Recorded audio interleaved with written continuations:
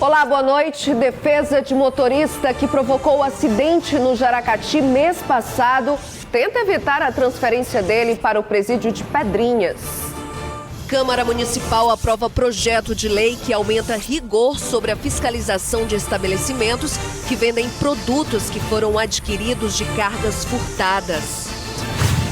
Na Assembleia Legislativa, deputados de oposição cobram levantamento da arrecadação para o Fundo de Combate ao Câncer. Em entrevista, deputado César Pires vai falar sobre as denúncias relacionadas à saúde pública que tem feito na Assembleia. Historiador e sargento da Polícia Militar, Ebnilson Carvalho, lança o primeiro livro. A estreia retrata os períodos mais obscuros da história. O drama de uma família que fugiu do Holocausto. São os destaques desta quarta-feira do Jornal da Guará, que está começando agora.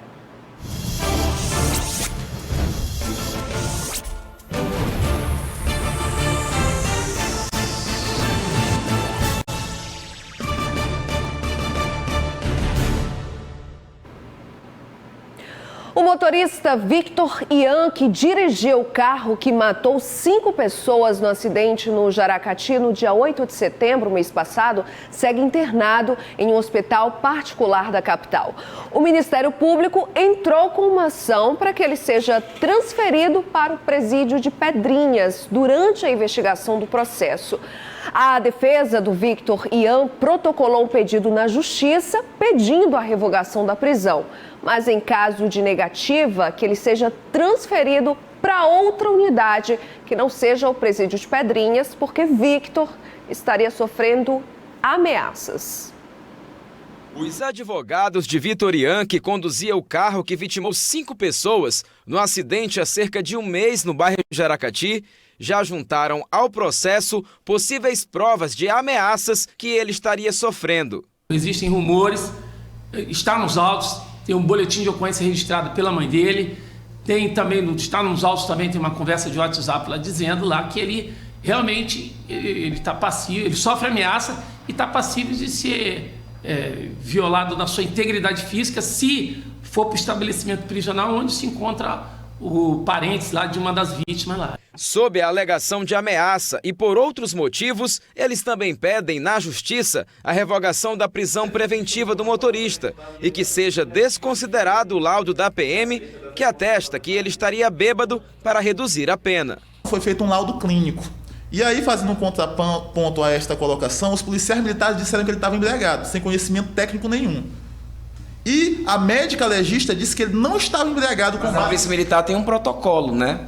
Sim, mas aí eles não têm conhecimento técnico. E aí, se nós colocarmos em peso 2 servidores públicos, um médico com conhecimento técnico, um policial militar sem conhecimento técnico, e aquele que tem o conhecimento técnico afirma que ele não estava embriagado, e dá mais crédito àquele que não tem o conhecimento técnico, é um tremendo absurdo. Enquanto isso, as famílias que perderam entes queridos recebem assistência psicológica, de saúde e jurídica por meio da atuação da Defensoria Pública. Nós estamos prestando assistência, né, no que trata das ações de reparação de dano, porque de fatos como esse decorrem danos materiais, as pessoas ficam com lesões no corpo, ficam impedidas de trabalhar, são vitimadas de forma direta, e tem dano moral decorrente disso, dano estético que comporta uma reparação, tanto do autor do fato, do motorista, quanto da eventual seguradora que ele tenha contratado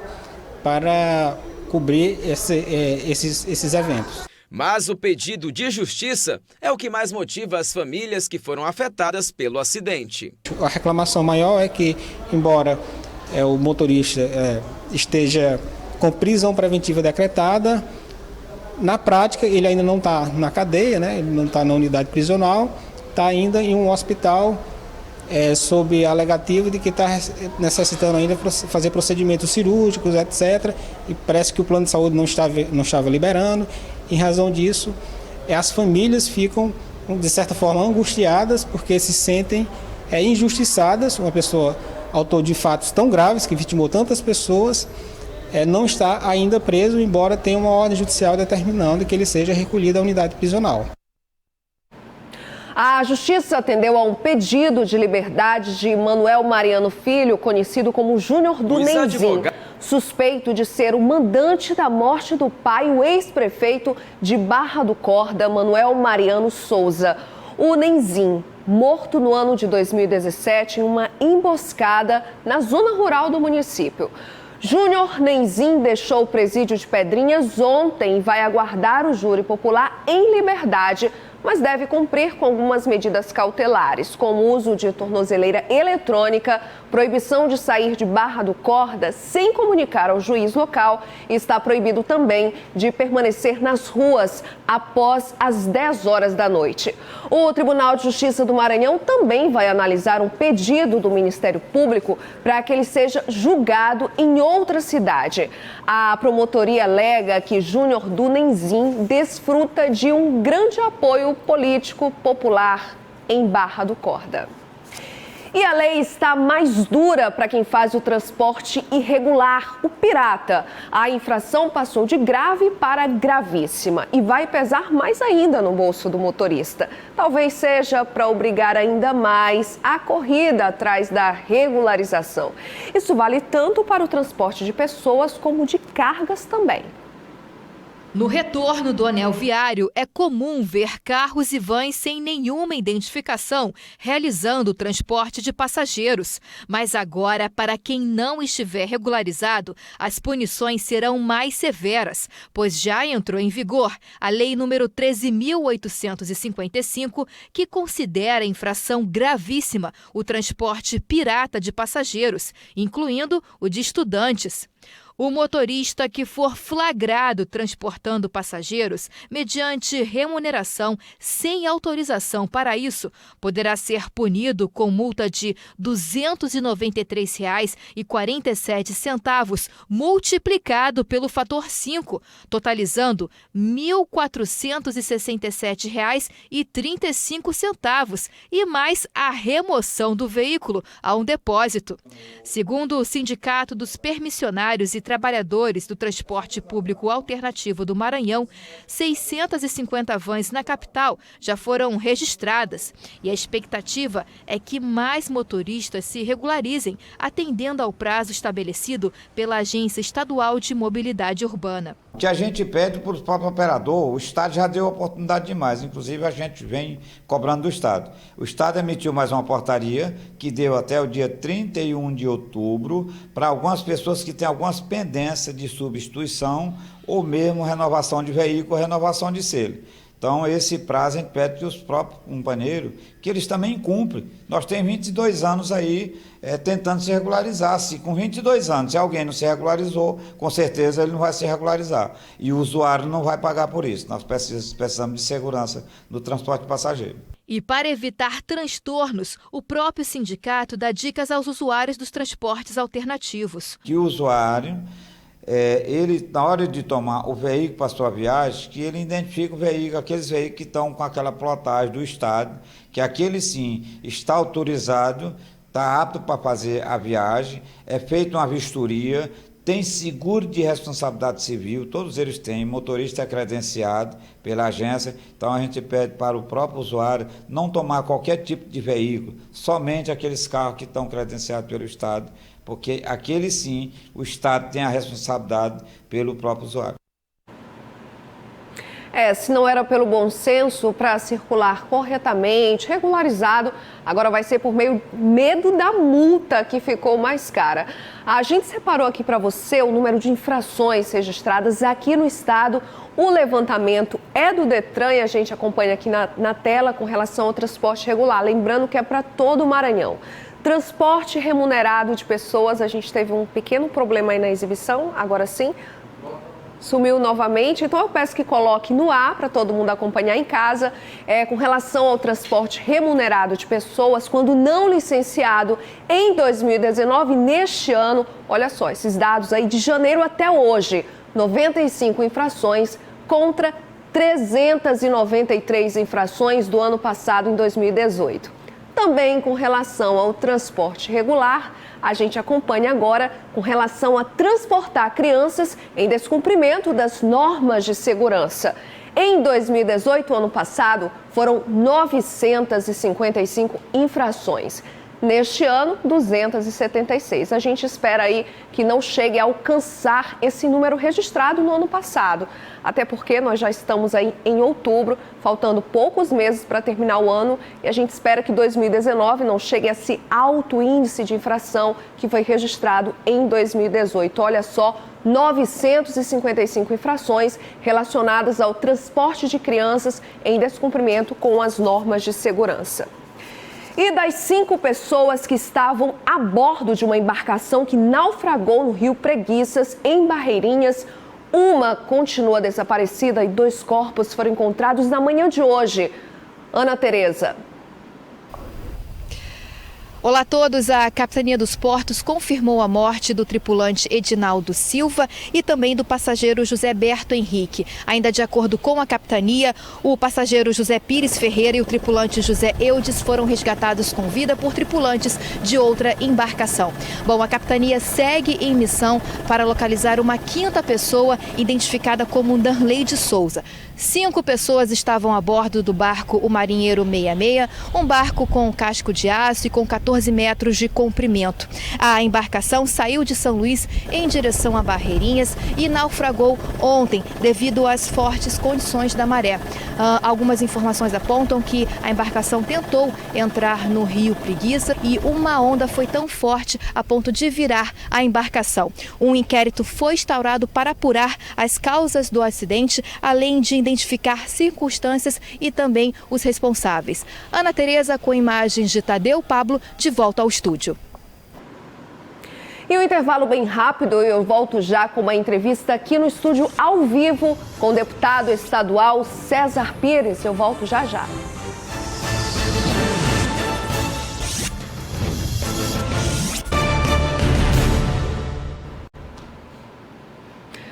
O Maiobão é uma cidade. Quem ainda não ouviu essa expressão, não é? Olha, e pode virar mesmo.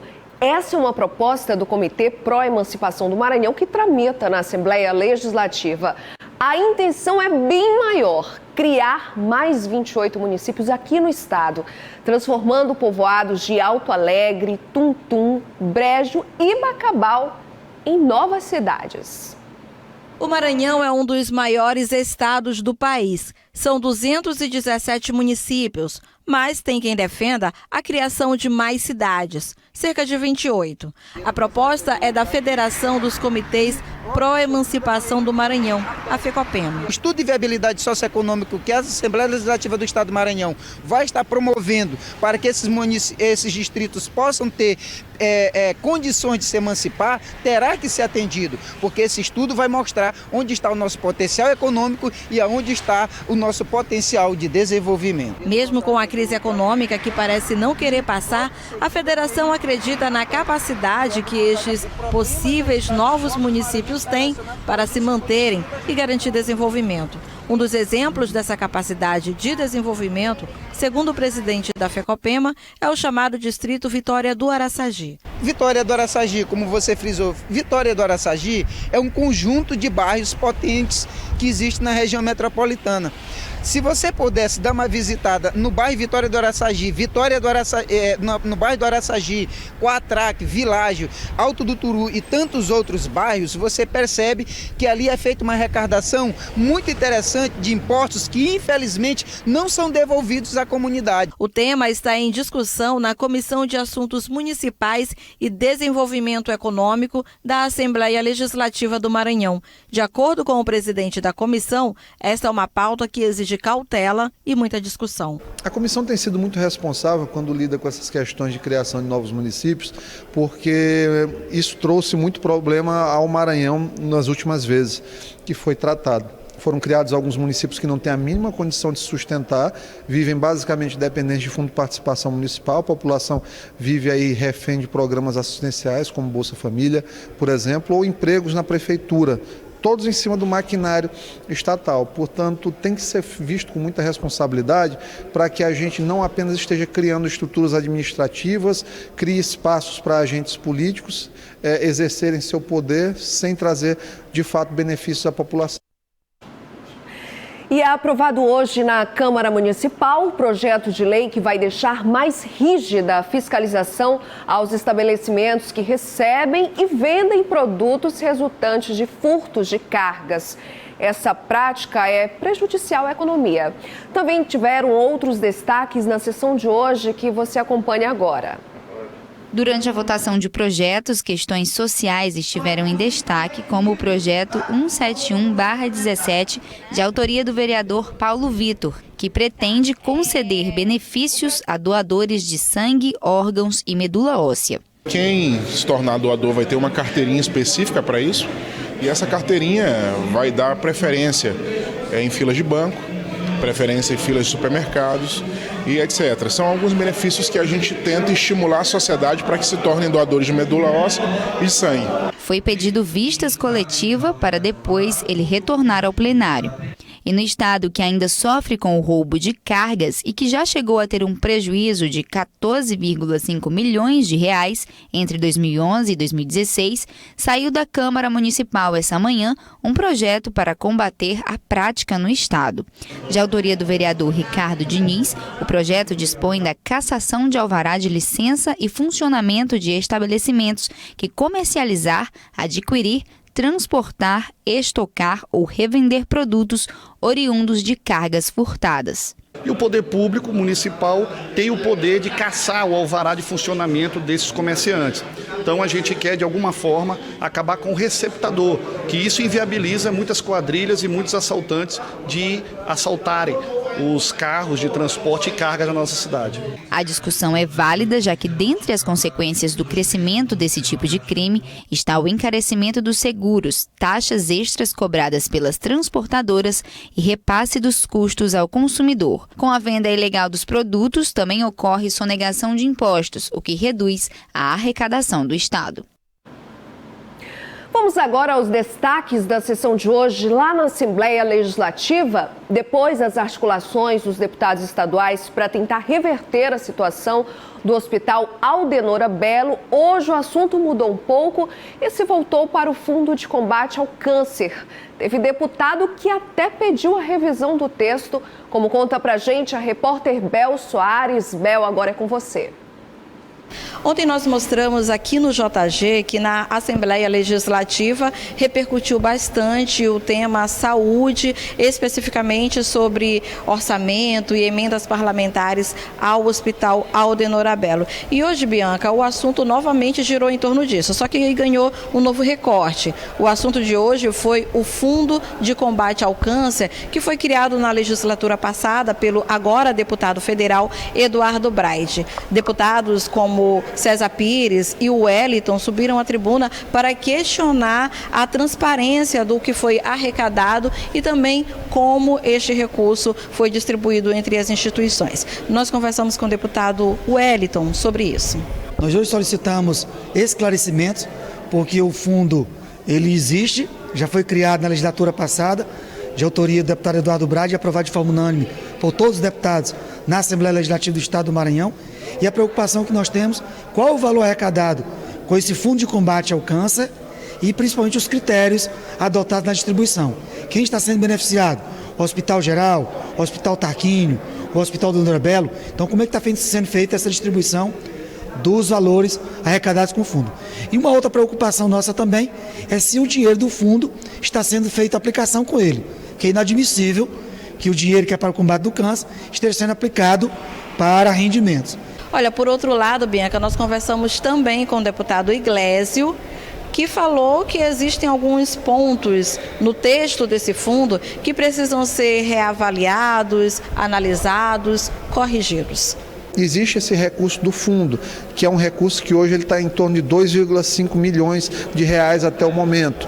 Esse dinheiro está plenamente disponível? Não está. Qual que é o problema que enfrenta? O fundo tem um conselho. O conselho é formado por vários integrantes, um deles o Ministério Público. O Ministério Público acredita, e com razão, que as ações do fundo elas devem ser preventivas, porque é o que está escrito na lei. Quem escreveu a lei fez de uma forma que hoje está travando a lei. Olha, no meio de todas essas discussões, Biancas, dá para entender que existe orçamento destinado para isso, existe emendas parlamentares, existe recurso recursos de fundo também.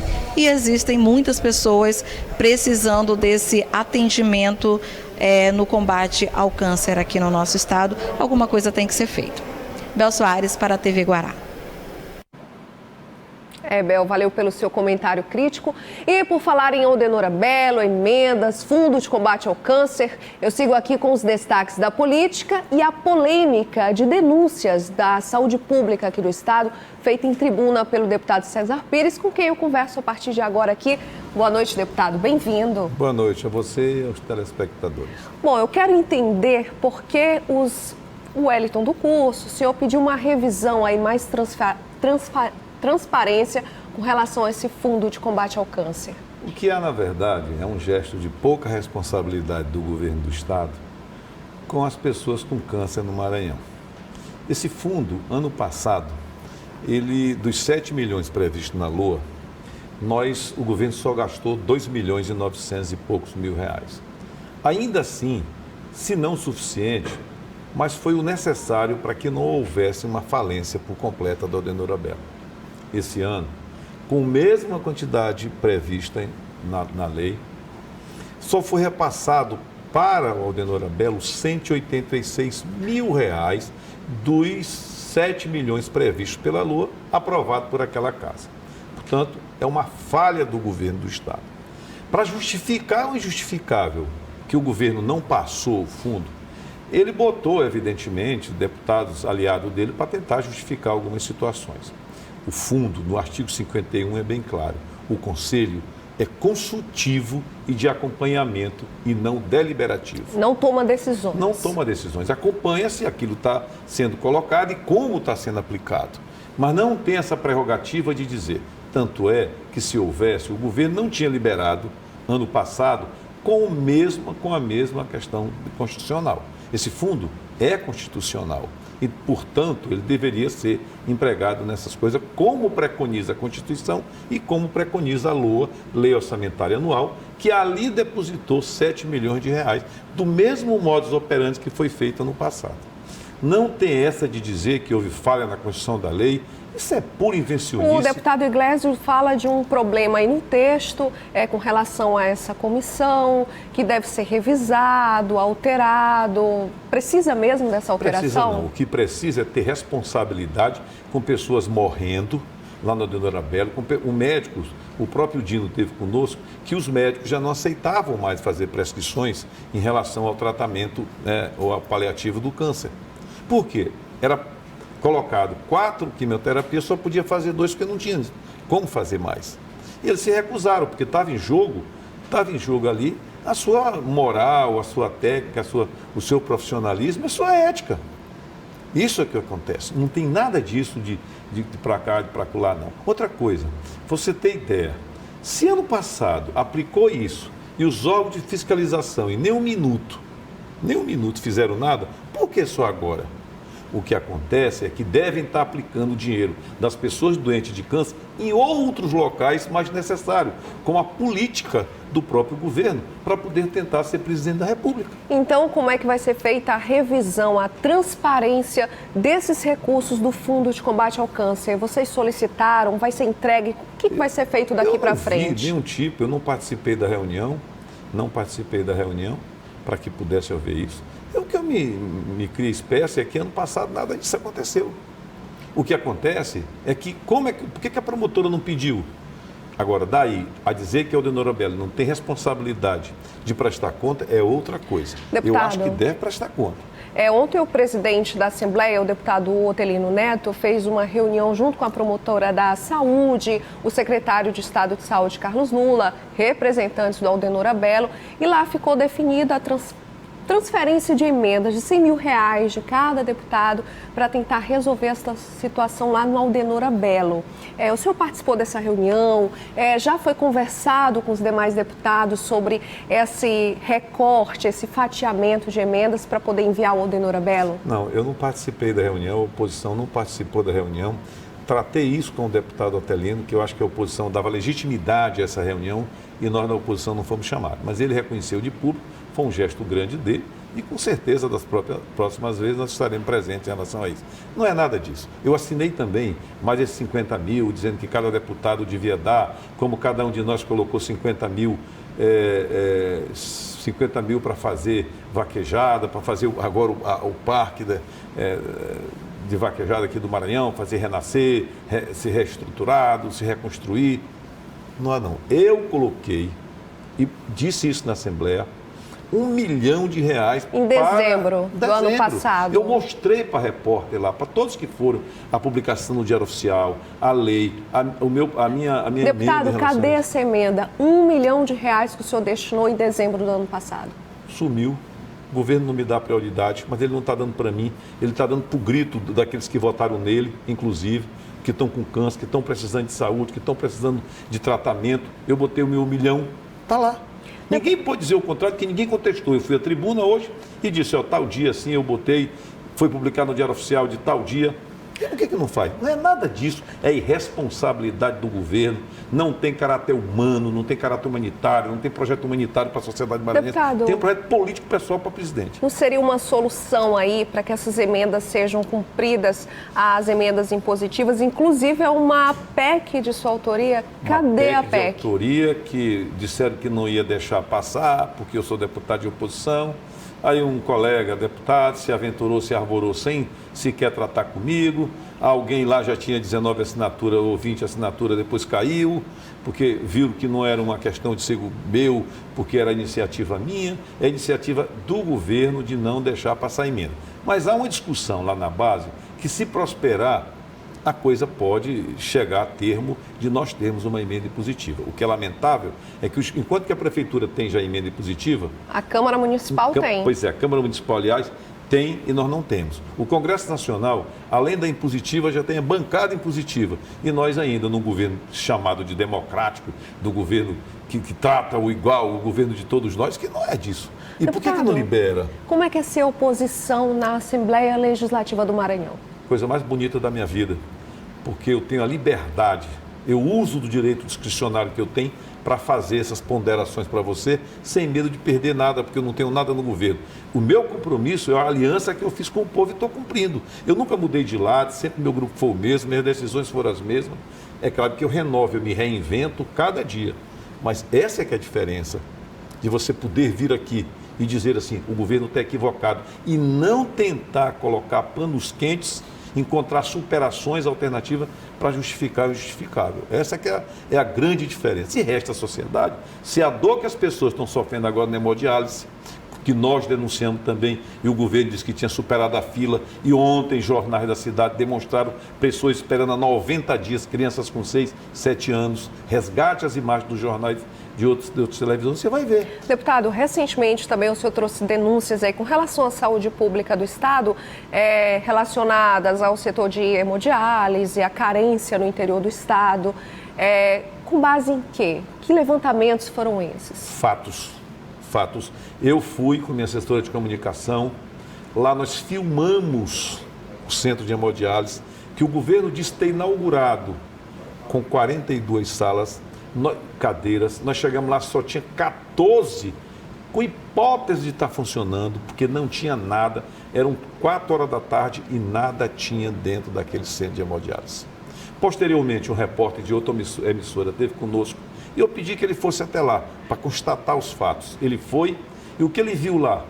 Uma diretora indecisa, uma diretora tentando encobrir o que não podia encobrir, e teve que demonstrar que só tem aquilo que nós colocamos, 14. E dizia que a demanda tinha sido superada, que o secretário disse que a demanda, aquela fila de espera de 90 pessoas, já estava atendida. Que não é verdade. Quando foram aos hospitais, o que encontraram lá foram famílias reclamando, crianças de 6 e 7 anos, esperando 90 dias para fazer hemodiálise. Então eu quero mostrar para você que não é uma denúncia pela denúncia, mas foram fatos, foram fotos, foram verificações que nós estivemos no interior do Estado para poder provar isso. E não é melhorar a saúde, que a gente sabe que a decisão política de fazer não melhora, porque não há esse compromisso humanitário do governo do Estado. Mas pelo menos mostrar à sociedade que não é aquilo que eles inauguram e fazem.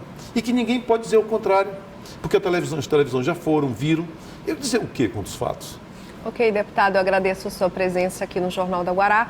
O espaço continua aberto. Muito obrigada. Eu vou continuar fazendo, mostrando a importância de você ser um deputado livre, sem amarras, compromissado com o povo, compromissado com a verdade, sobretudo. Eu te agradeço por me dar a oportunidade de demonstrar isso aqui. E fica aberto, como eu tenho minha emenda, eu provo.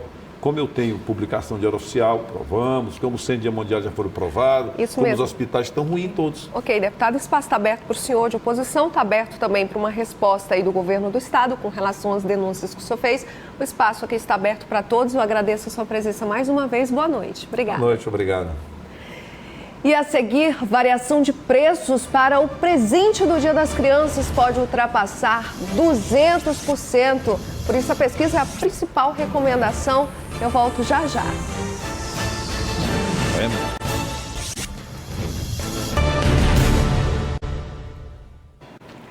Bom, se eu puder dar dicas para quem ainda não comprou o presente do Dia das Crianças, vale bater perna mesmo, pesquisar, comparar, ainda mais depois de um levantamento do Procon que encontrou preços bem diferentes para o mesmo produto.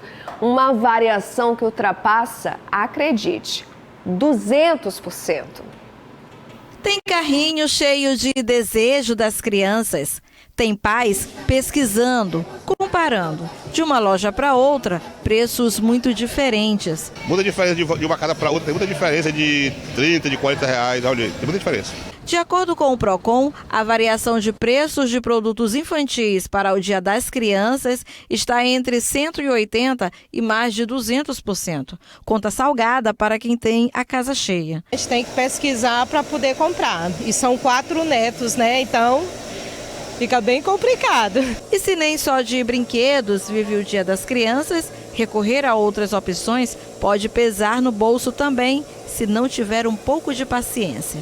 Tem pais que estão preferindo dar livros de presente, encontrando uma variação de até 222%, pelo menos no livro As Caçadas de Pedrinho de Monteiro Lobato, segundo a pesquisa do Procon. Mas a diferença de preços, ela é geral. Uma bicicleta como essa, por exemplo, de aro 12, nessa loja está custando R$ 150. Mas em outros locais da cidade é possível encontrar este mesmo brinquedo por valor de até R$ 400. A pesquisa do Procon avaliou o preço de 81 produtos entre os dias 19 de setembro e 6 de outubro. A diferença de valores pode ser grande. As pesquisas de preço do Procon Maranhão, elas são frequentes, né, em datas comemorativas principalmente, né, nesse caso para o Dia das Crianças, e elas sempre estão disponíveis no site do Procon. Nas nossas redes sociais também, o consumidor tem a possibilidade, tem o acesso ao link que leva direto à pesquisa. Em um mercado de livre negociação, cabe ao consumidor se cercar de informações. Estas pesquisas, que antecedem datas comemorativas, podem ajudar. A gente colocou alguns produtos que têm uma série de características, né? Embora seja o mesmo produto, né? Digamos um quebra-cabeça, né? Existem vários tipos de fabricantes,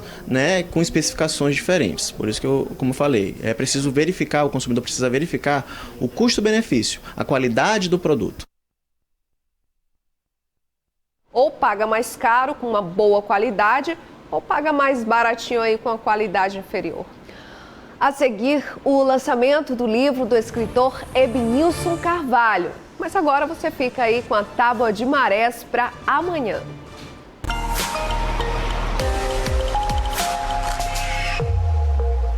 A primeira praia-mar de 4,8 metros vai ser às 4 horas e 37 minutos. Pela manhã, às 11 horas e 2 minutos, tem baixa-mar com 1,1 metro. Às 17 horas e 3 minutos, praia-mar com 5,1 metros. E a quinta-feira termina com baixa-mar de 1,1 metro às 23 horas e 23 minutos.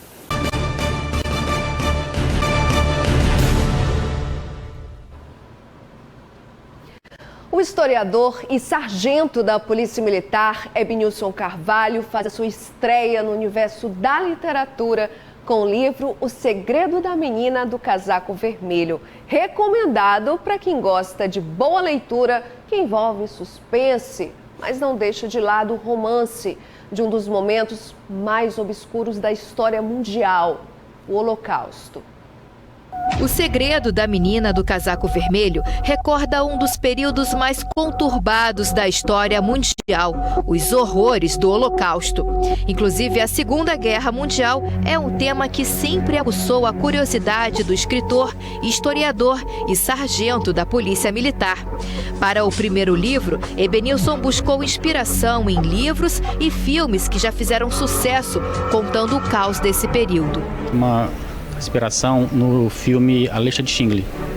É que nesse filme tem uma cena muito interessante, que é de uma menina, de um casaco vermelho, que ela aparece, é a única cena colorida. Então aquilo ali me chamou a atenção. E eu pensei, eu já estava querendo procurar um tema sobre o Holocausto, né? Eu pensei, por que não fazer a história dessa menina? Então foi aí que eu tive a ideia. Com uma trama de muito suspense e uma pitada de romance, o ator conduz o leitor pela jornada de uma família de judeus para sobreviver ao horror imposto pelo nazismo. Mais de 70 anos depois, a Segunda Guerra Mundial continua servindo de inspiração para muitos livros. Nesse livro aqui, o maranhense propõe uma reflexão sobre os horrores do Holocausto, o assassinato em massa de milhões de judeus, negros, ciganos, homossexuais e tem mais no desenrolar dessa história aqui, que conta as estratégias de uma família judia para fugir dos campos de concentração nazista. O autor propõe um segredo que vai aguçando a curiosidade do leitor, prendendo também o leitor até a última página. É um tema triste, mas também muito emocionante e leva o leitor a refletir.